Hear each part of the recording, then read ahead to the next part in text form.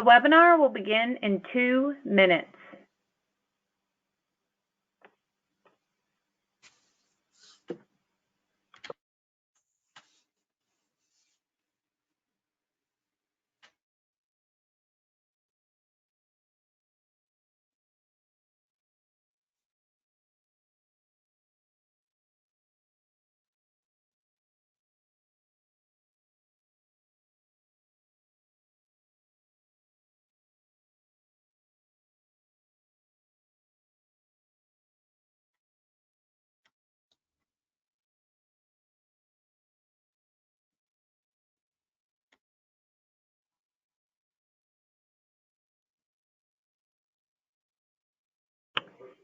The webinar will begin in 1 minute.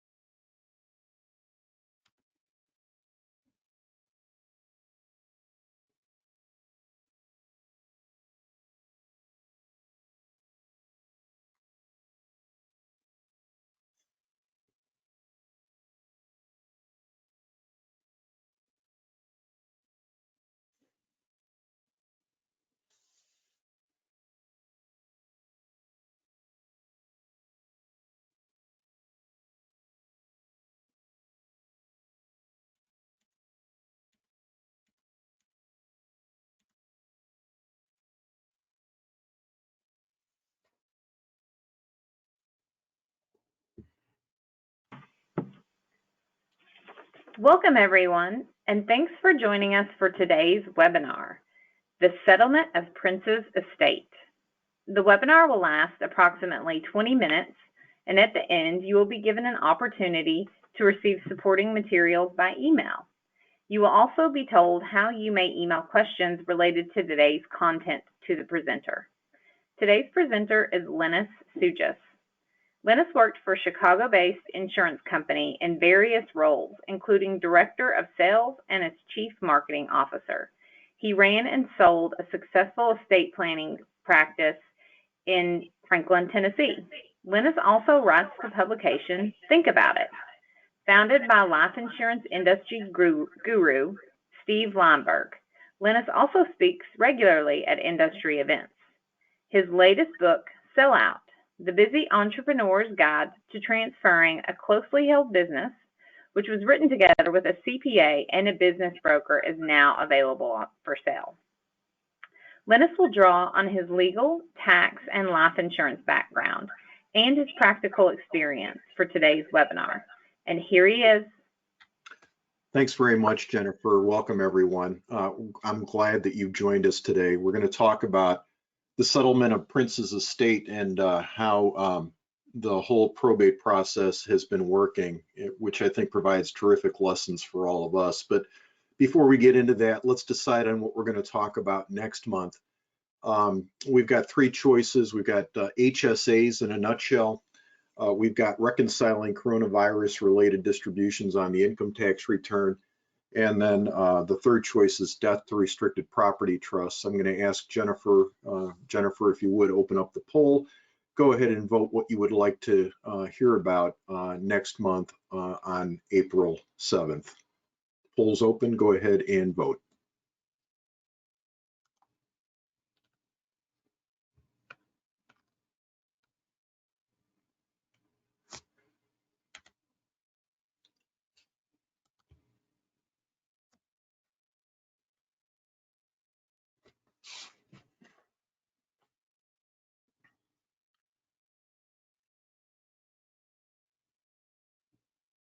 Got a couple people yet to vote. If you would, cast your vote. We've got a fairly close horse race.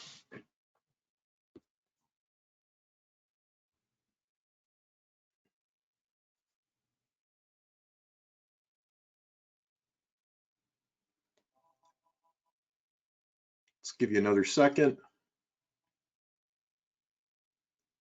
All right, let's close the poll. And next month, we will talk about death to restricted property trusts. Thanks for your participation in that, and look forward to that on Wednesday, April 7th at 11 a.m. Central. All right, let's go ahead and, but before I get too far afield, let me tell you that if today's session isn't enough for you to hear from me, you've got two other opportunities on Lineberg Services to hear from me. March 11th in the afternoon, how to handle unexpected Form 1099-R, and then on March 18th, we'll talk about private letter ruling 2020-31008 and the opportunities that it creates in the annuity marketplace. Both of those are available through Lineberg Services at the website. Indicated there is a registration fee for those, so keep that in mind, but it's two other opportunities to potentially hear from me if you're interested. So let's go ahead and talk about Prince's estate. As a reminder, Prince passed away in April of 2016. It's hard for me to believe, but that's almost 5 years ago. And his estate is worth millions. Music assets, intellectual property worth millions of dollars, based primarily on the potential future income associated with his estate. And what was kind of interesting about Prince's situation is that he had no estate planning documents in place, no will, no trust, no business continuation plans. And the consequences of that really provide lessons for all of us, and it's a story that we can tell as we talk to our clients about the importance of doing proper estate planning. So, for those of you that don't know Prince, just a brief history. He was born in '58. His parents were both musicians. At a young age, he released his first album, and he started having success when he was in his mid-20s, real big success. The thing that sticks out perhaps in my mind is the Purple Rain album and film, which were released in 1984. And then, his subsequent activities that kind of hit the press, his changing of his name to the love symbol, which was kind of a marker in his history. Grammy's performance induction into the Rock Hall of Fame in 2004. He played the Super Bowl halftime show in 2007. And then in 2016, the real public warning signs that something wasn't quite right. He canceled 2 shows in early April due to his illness. A week later, he performed what turned out to be his final live show. You may remember newspaper reports at the time that his private plane made an emergency landing when he wasn't feeling well. He went home after that, and his representatives contacted his doctor because they were concerned about his health. And the next day, he was found dead in an elevator at his home. And so he passed away at age 57, almost exactly 5 years ago.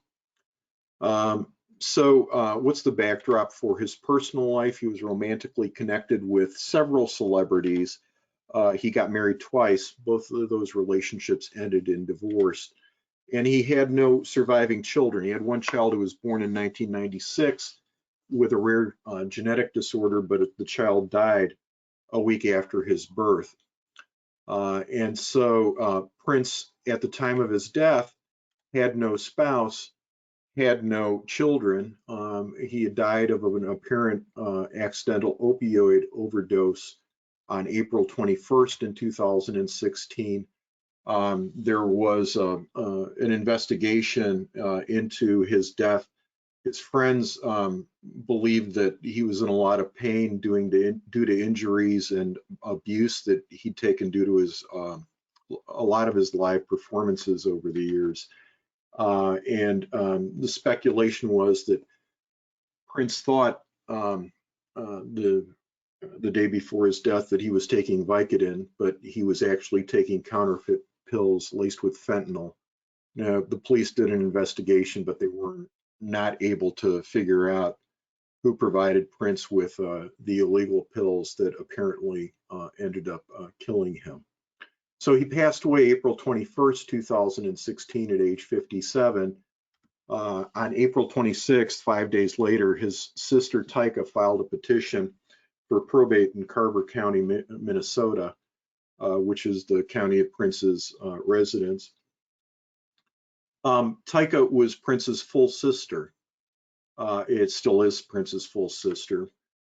Prince had apparently 5 half siblings as well, and we'll talk about why that's important in a minute. But Tyka and 5 half siblings ended up potentially being in line for Prince's estate because he died without a will.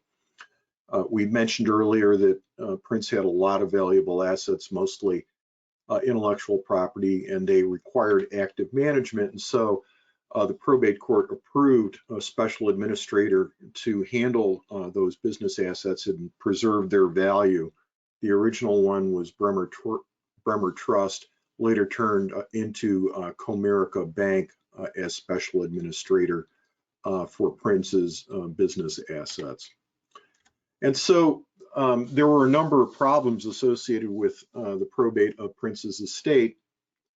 And here they are in no particular order.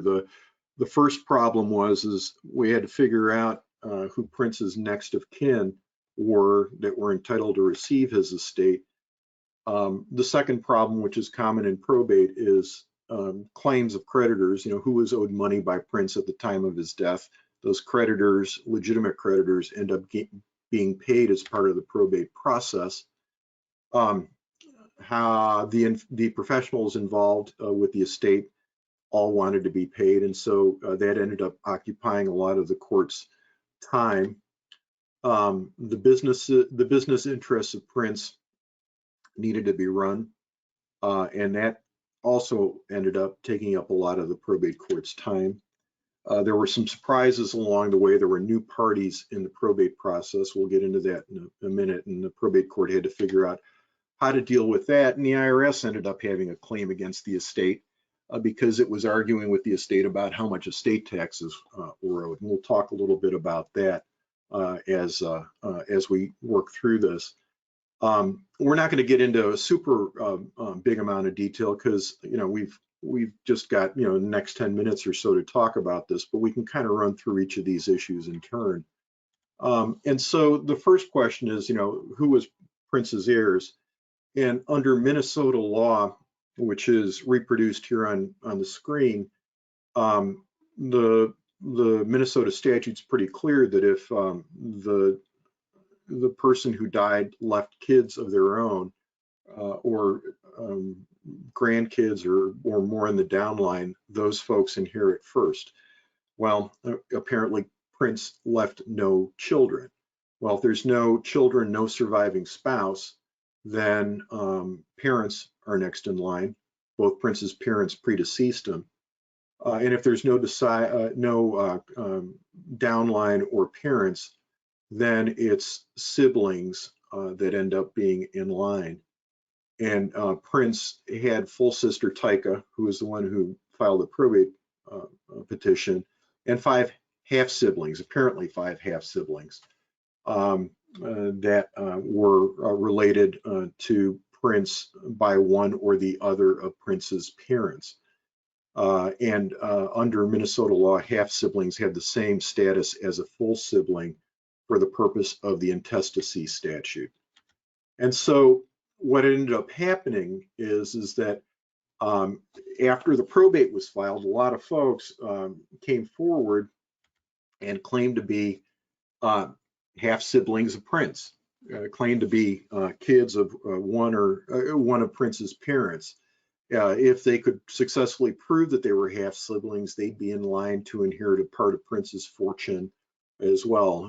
According to some newspaper reports, as many as 700 people checked in and wanted to find out how they verify that they were Prince's half sibling. Dwayne Nelson was believed by many to be Prince's brother during Prince's lifetime, predeceased the singer, and so his downline ended up, his daughter, grandchild, stood to potentially inherit a sibling share, but it was later discovered that Dwayne was not blood related, and so the probate court ended up having to spend a lot of time and effort dealing with the argument about whether they ought to be treated like blood relatives, even though they weren't blood relatives. It was one of the many issues in the estate. And then we had somebody else who said that they were Prince's child. That alleged child had the support of his mother, and so paternity ended up being part of what needed to be investigated as part of the probate proceeding. Because if this was in fact a legitimate or illegitimate child of Prince, then that child would stand to inherit the entire estate. So a lot was at stake over these fights with regard to heirship. Now, as an aside, there have been a lot of things filed in this probate. The probate records are available on the Carver County, Minnesota website. And if you scroll through the documents, it's an amazing number of documents. Early on, new filings happen daily, and I'm not sure a week has gone by in the nearly 5 years since Prince passed away that something new hasn't been filed. So there's been a lot of activity in part of the estate, but the court has recognized to date only the siblings originally listed in Tyka's probate petition as Prince's legitimate heirs. So as part of the probate process, claims against the state have to be filed. Here's an example. We had somebody who said that he was the rightful owner of Prince's intellectual property, and the court rejected those claims as frivolous. It was based on alleged conversations without documents, and so the court rightly rejected that claim. There was a claim that was put forth by Mixed Blood Theater, said they lost money because of the cancellation of the 40th anniversary gala, and apparently that claim was settled by the estate. Somebody else made claim for costs related to pre-death recording and producing. The estate rejected those claims.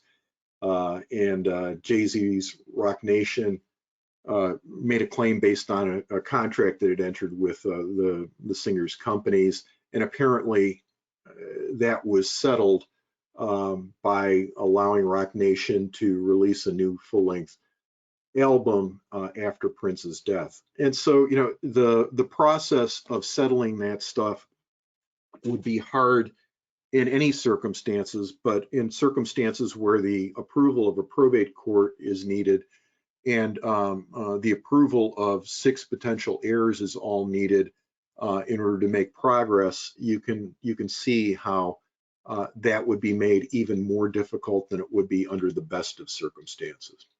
In addition to that, there were some claims that the estate made for money. The heirs pursued a wrongful death claim against Walgreens, which had filled Prince's prescriptions, against a medical center that treated Prince for an overdose shortly before his death. They sued a doctor who ran a drug treatment facility. They sued one of Prince's attending physicians who prescribed the painkillers, and also his employer. And it's not clear from the court record exactly how these claims of the estate were sorted out, but it seems likely some were dismissed, some probably were settled. But all of that took time and effort to successfully pursue. There's pages and pages and millions of dollars of claimed attorney and administrator fees. A lot of the documents, a lot of the activity in the probate court were about those people being paid, and the records show that total fees are in excess of $10 million. Now, I'm not against lawyers being paid, but that's a lot of money associated with a process where it seems like not all of that money needed to be spent if a little bit of better planning had been done on the front end. The probate court was asked to weigh in on the special administrator's efforts to run Prince's businesses. For example, one idea was they were going to turn Prince's residence into a public museum, perhaps something like Graceland for Elvis Presley. The special administrator worked out a deal for a tribute concert in 2016. And that concert apparently went forward, but two of the heirs weren't happy with the financial result, and they sued the attorneys that were in charge of that effort for mismanagement of the tribute concert and mismanagement of the financials. And so that ended up being a big part of what the probate court has done. By the way, the probate is still ongoing. I checked on it the other day, and there were new documents filed on Monday. So it's still going on. To make matters even more complicated, one of the heirs, Prince's half-brother Alfred Jackson, he died himself in 2019. And before he died, apparently he sold his share of the rights to the estate to New York Entertainment Company. And so that New York Entertainment Company wants to be included in the probate process and wants to have a say in how things are going to work out. And so that ended up attracting a lot of the probate court's attention. And apparently Prince's full sister, Tyka, she also reportedly has a deal with the same company under which she's sold her right to Prince's estate. And you can understand, I guess, why Prince's siblings might have sold their right to the estate in exchange for cash. If they were tired of, the process that now has lasted nearly 5 years, if they're tired of the process and really want to get cashed out, they would be tempted to sell out to a third party that would give them cash in exchange for the right to the future expectation from Prince's estate. And so all of that ended up being complications as part of the probate process. And if that weren't enough, it's been reported that Prince's estate's been arguing with the IRS over the value of its assets. There have been some filings in the probate court where the estate has reported the IRS as a potential creditor. The IRS valuation of the estate would apparently put the estate on the hook for $32 million more in federal estate taxes than the estate reported on the estate tax return. Would also subject the estate to an additional $6.4 million penalty tax. And, this kind of fight is common in estates where we've got intellectual property, where the estate has hard to value assets. And so an argument between the estate and the IRS can end up consuming a lot of time and money. And if there's a fight in the tax court ends up relying on valuation experts to try to figure out whose valuation is more credible in terms of what the estate tax is that needs to be collected. So the estate tax fight is apparently ongoing, and we're not sure how that's going to turn out. And so for us, I think the point of this is not so much to know all the details of what's going on in the probate process, but more to know that the process has been way more difficult than it probably should have been. And if we're working with clients and trying to convince them to take care of things, what should we be talking about them, what they ought to think about doing? Well, I think we can use Prince as an example, talk about the hardships that his family has gone through, and suggest that creating a living trust combined with transferring assets that might go through probate at death, if those assets are put into the trust prior to death, probate can be avoided.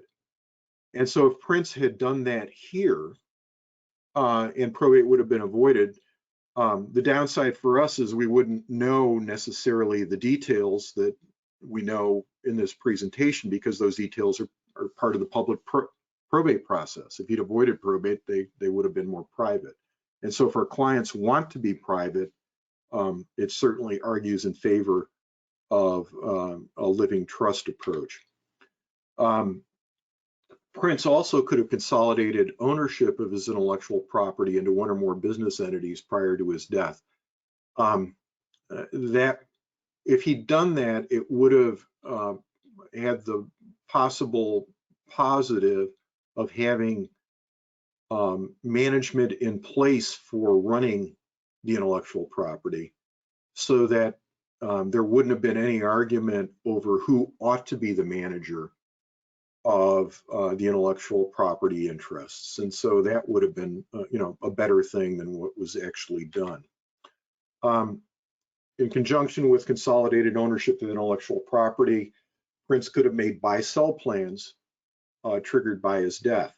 If a company like Primary Wave was interested in acquiring Prince's intellectual property assets after his death, perhaps prior to his death, Prince could have negotiated with a company like Primary Wave or another potential buyer to buy those intellectual property interests in the event of his death. That would have done a couple of good things.